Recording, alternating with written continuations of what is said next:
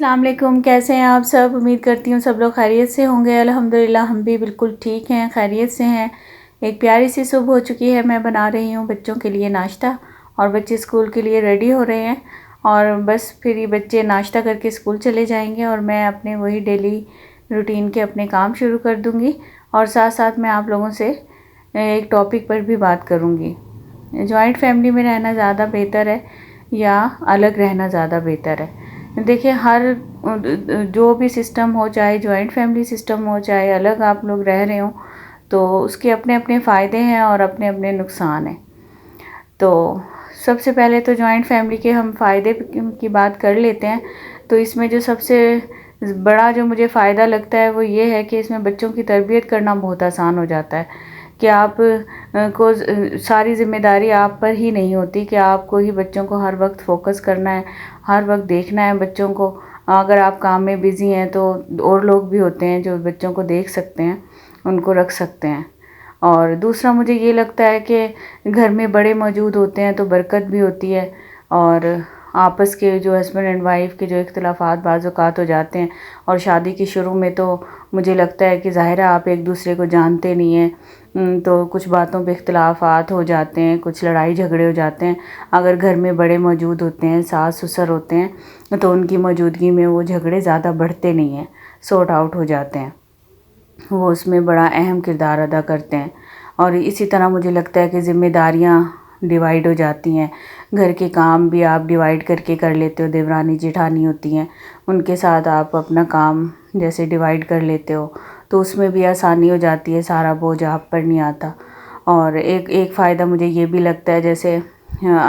جب شادی ہوتی ہے تو ظاہر ہے لڑکیاں میچور نہیں ہوتی، ایج کم ہوتی ہے، تو ان کو اتنا پتہ نہیں ہوتا بچوں کو کس طرح رکھنا ہے۔ بچوں کی پیدائش پہ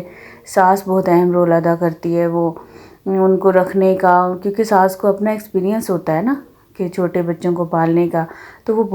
بہت ساری باتوں میں گائیڈ کر سکتی ہے آپ کو۔ اور میں اپنا بھی یہی ایکسپیرینس آپ لوگوں سے شیئر کرنا چاہوں گی کہ میری ساس نے بھی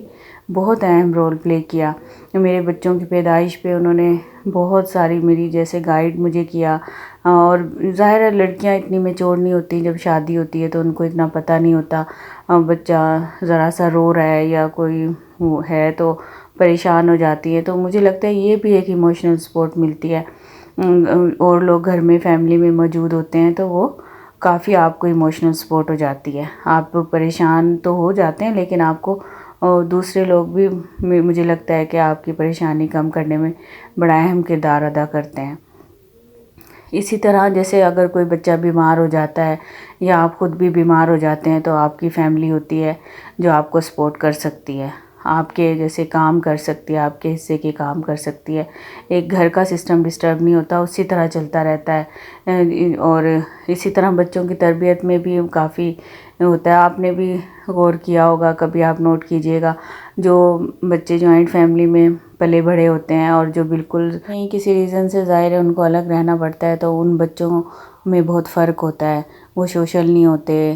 تھوڑے سے ان کا کانفیڈنس لیول بھی اتنا زیادہ نہیں ہوتا۔ اور سب سے بڑا فائدہ مجھے بچوں کے لیے یہی لگتا ہے کہ ان کو رشتوں کی پہچان رہتی ہے، رسپیکٹ کرنا سیکھتے ہیں بڑوں کی، اور اسی طرح اپنے دادا دادی جیسے چاچو یا تایا وغیرہ کا رشتوں کا پتہ چلتا ہے، اور یہ بچوں کو مجھے لگتا ہے کہ یہ ان سب چیزوں میں بہت ہیلپ ہو جاتی ہے۔ اور دوسرا ایک بڑا فائدہ یہ بھی ہوتا ہے کہ آپ کو فائنینشیل سپورٹ ہو جاتی ہے، آپ کے جو اخراجات ہوتے ہیں وہ ڈیوائیڈ ہو جاتے ہیں، اس سے بھی کافی آسانی رہتی ہے۔ اور اسی طرح مجھے ایسا لگتا ہے کہ جوائنٹ فیملی کے زیادہ فائدے ہوتے ہیں۔ اور اسی طرح کچھ اگر آپ دیکھیں تو الگ رہنے کے بھی ہیں، جیسے کہ پرسنل سپیس مل جاتی ہے، پرائیویسی آپ کی ہو جاتی ہے، آپ ایزیلی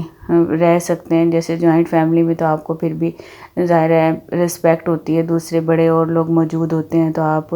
اپنی آزادی سے یا اس طرح نہیں رہ سکتے، تھوڑا آپ کو دوسروں کا بھی ظاہر ہے لحاظ کرنا پڑتا ہے، تو اس طرح تھوڑی سی آپ کو یہ سپیس مل جاتی ہے۔ اور ایک یہ ہوتا ہے کہ بچوں کا آپ ٹائم ٹیبل بھی سیٹ کر سکتے ہیں، جب آپ الگ رہ رہے ہوتے ہیں تو آپ بچوں کو اپنے حساب سے ان کا سونے جاگنے کی روٹین سیٹ کر سکتے ہیں، پڑھانے کی روٹین سیٹ کر سکتے ہیں،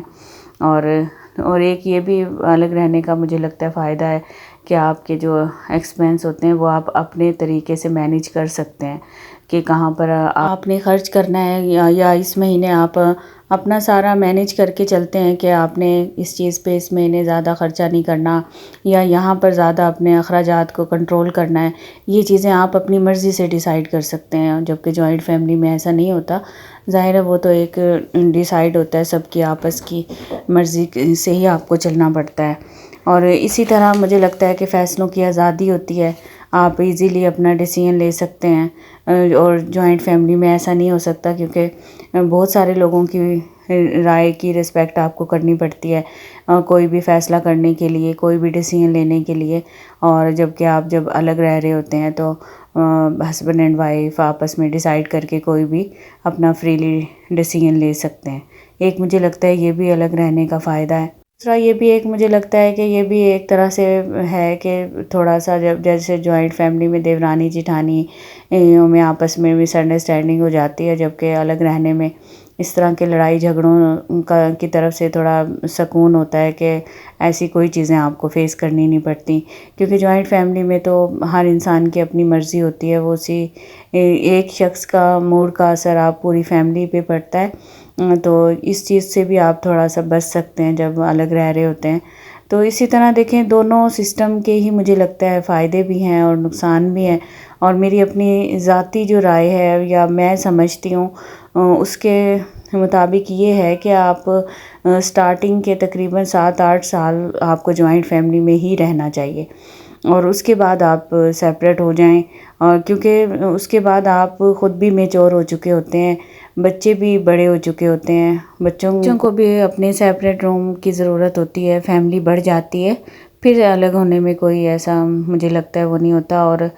اسی طرح آپس میں ہسبینڈ اینڈ وائف کی بھی انڈرسٹینڈنگ ہو جاتی ہے اتنے عرصے میں تو، اور ان کے جو آپس میں جو مسئلے مسائل ہوتے ہیں وہ بھی کافی حد تک کم ہو جاتے ہیں، جتنے کہ شادی کے سٹارٹ میں اکثر ہمیں دیکھنے میں ملتا ہے کہ شروع کے 2-3 سال تو لگتے ہیں آپس کی انڈرسٹینڈنگ ڈیولپ ہونے میں۔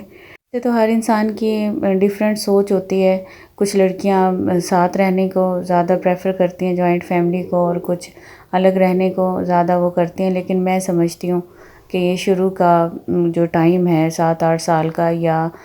یہ آپ کو جوائنٹ فیملی میں ہی رہنا چاہیے تاکہ بچوں کی بھی تربیت ہو سکے اور آپ خود بھی کچھ چیزوں کو سمجھنے کے قابل ہو سکیں اور میچور ہو سکیں، کیونکہ شادی کے فوراً بعد شروع میں ہی الگ ہو جانے سے بہت سارے مسائل ہوتے ہیں جو آپ ہینڈل نہیں کر سکتی، کیونکہ آپ کو پتہ ہی نہیں ہوتا نا، آپ میچور نہیں ہوتی، آپ کی ایج کم ہوتی ہے، تو ان چیزوں کو آپ نہیں سنبھال سکتی۔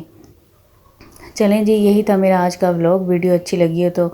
لائک اور شیئر ضرور کیا کریں، اور جو نیو ویورز ہیں وہ بھی میرے چینل کو سبسکرائب کر دیا کریں۔